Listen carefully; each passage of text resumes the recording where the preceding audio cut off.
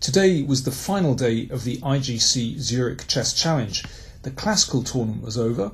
Magnus Carlsen was a convincing winner, and on this final day they played a rapid play tournament. That is, each player had 15 minutes on the clock plus 10 seconds every time they made a move. Now this is a pretty fast time control, so we can't expect accurate chess, and there was there were quite a few blunders. Well, there were some brilliances as well, but yeah, we can't expect perfect chess even from these top players. In round one, there was already quite a significant result. Let me take you through the game Fabiano Caruana against Hikaru Nakamura. Of course, Nakamura, a great rapid play specialist, as he showed in London just before Christmas. Let's see how Caruana got on against him. Caruana has white, and you can see that it's a pretty regular Benoni type position. So this pawn has advanced to d5, and black has this typical Benoni pawn structure, this overlap. It's a majority of pawns on the queen side, whereas white has a majority of pawns on the king side. Now the difference between this fianchetto variation and other variations of the Benoni is that white hasn't committed this pawn to e4. So that actually, I mean, there are pros and cons. You know, there's no great threat to overrun black with e5, but it means that black has less to hit at. You know, often e4 can actually be vulnerable. So, okay, it just changes the nature of the position. There's more piece play. Nakamura has just played bishop here, and if he can get in knight e4, that'll mean these two bishops look very good on the long diagonal. So Caruana shut that possibility down straight away with knight here. I think that's a good move. And the bishop came back again. And now the queen just nudged forward. That's a nice move. Means there's no chance of g5 for the moment, and claims that diagonal. So now knight h5 from Nakamura, hitting the bishop, which of course dropped back. Now he did that because he wanted to bring his knight here, otherwise bishop takes pawn would have been a move. So Nakamura just bringing his knight out. And now I suspect he overlooked Caruana's next move. Excellent stuff, because now of course if this is taken, then the queen recaptures, it's check followed by queen takes knight. Now that knight hits the pawn and hits the bishop, so the bishop really had to come back. Now actually that knight really can't do much from f5, not at the moment, so Caruana just moved it back here, but this is a nice manoeuvre, as we'll see. Rook b8 from Nakamura, good move, because black needs counterplay here. There's no particular counterplay on the king side because white is so secure with these four pawns and the bishop in front of the king. So black needs to attack on the queen side. Good move from Caruana. So that after b5, which came, then he can capture en passant. And that means that he can operate on these squares, which Caruana did straight away. You can see that white can go straight on to play on the queen side without having to worry about his centre. This is the great thing about this variation from white's point of view. Okay, this knight was traded, and you can see this knight is already out on a limb, so Nakamura brought it back here. And now, nice manoeuvre from Caruana. He's bringing his queen and bishop over, looking at black's king. It's also preventing that knight coming to this square f5, which would free black's position.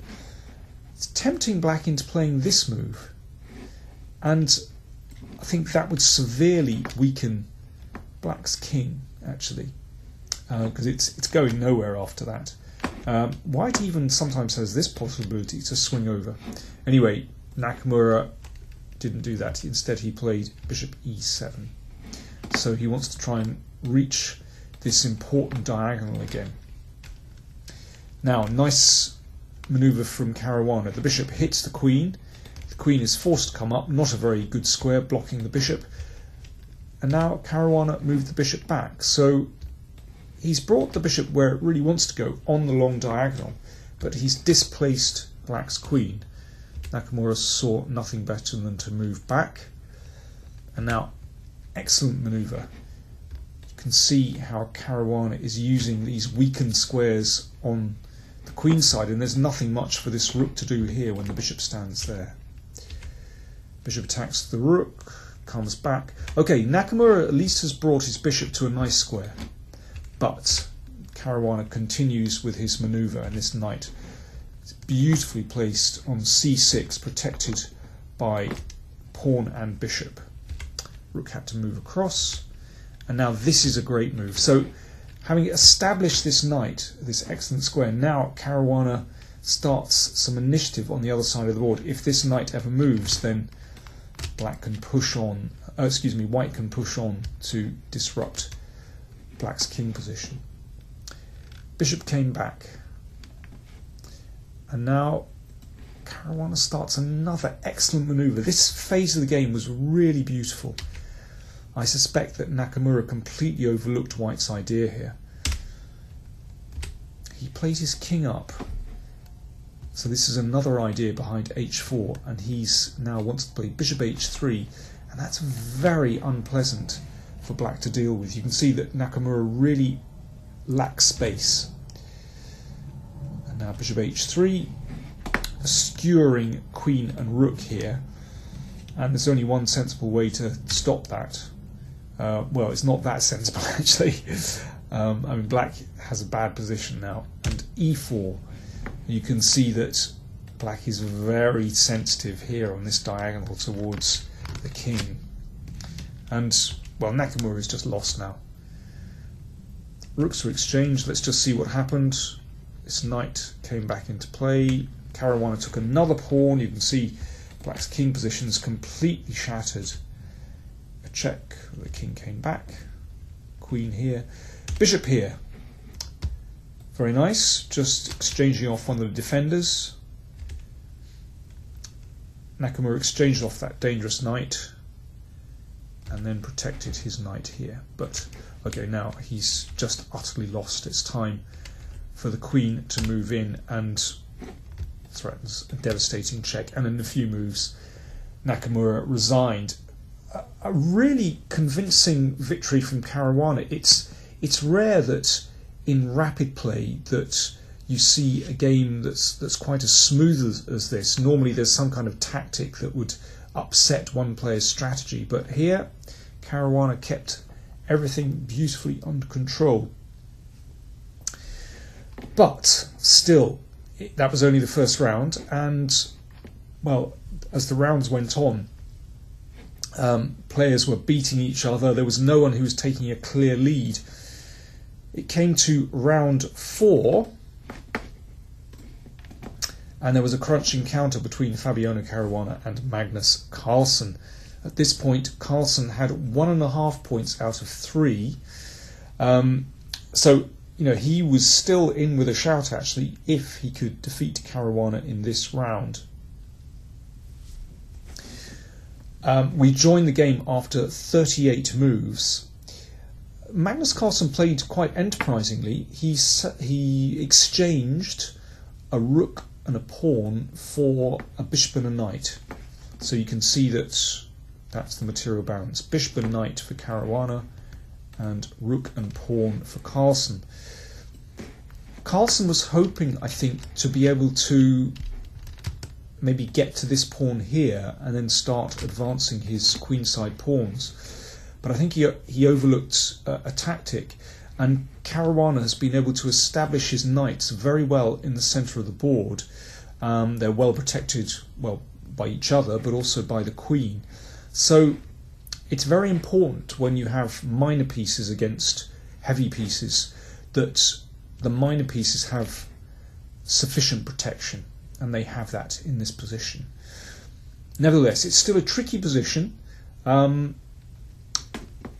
Caruana now played, I think, a very good move. He just nudged his king up here. We've seen that in quite a few games in this tournament, that before embarking on any serious plan, first one player just improves the position of the king, just ruling out any tricks, for example, some random check on the back rank, We saw it, for example, in Magnus Carlsen's game against Caruana in the final round of the classical tournament where Carlsen played that. Okay, good move. Carlsen tried to do the same with King G7. Now, this looks as though it should be a good move. It puts the king on a black square, away from any potential problems with the bishop. But actually this turned out to be a mistake. This was an excellent move. Now the queen looks at the knight, but also in the direction of the king. So, for example, Carlsen would like to keep that knight on c5 because it's controlling a lot of good squares. It protects that pawn, for example.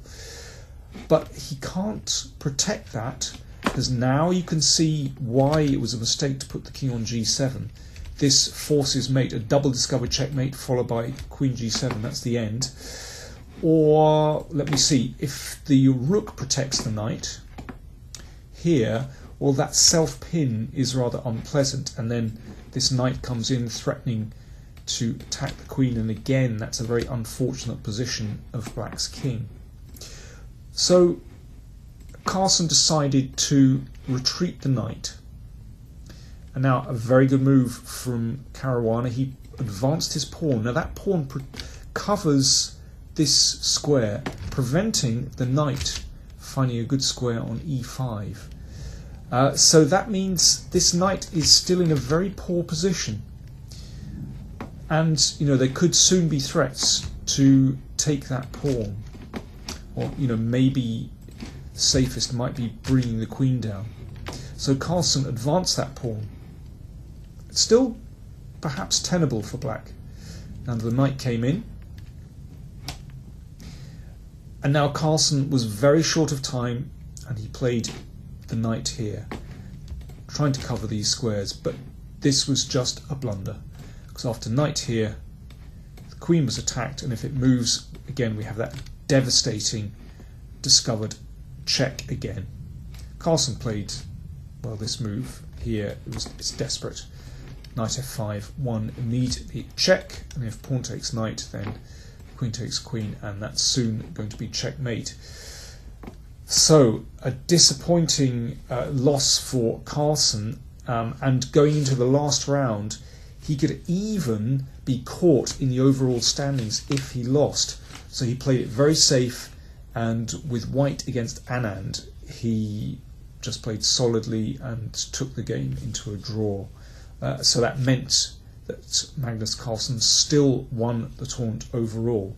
Caruana drew in the last round against Aronian, and that meant that the final standings in the rapid play tournament were Fabiano Caruana with 4 out of 5, Hikaru Nakamura with 3.5, Aronian with 3, Carlsen with 2, Gelfand with 1.5, and poor old Vichy at the bottom of the table with 1 out of 5. Now, in the overall standings, that meant that Magnus Carlsen won with 10 points.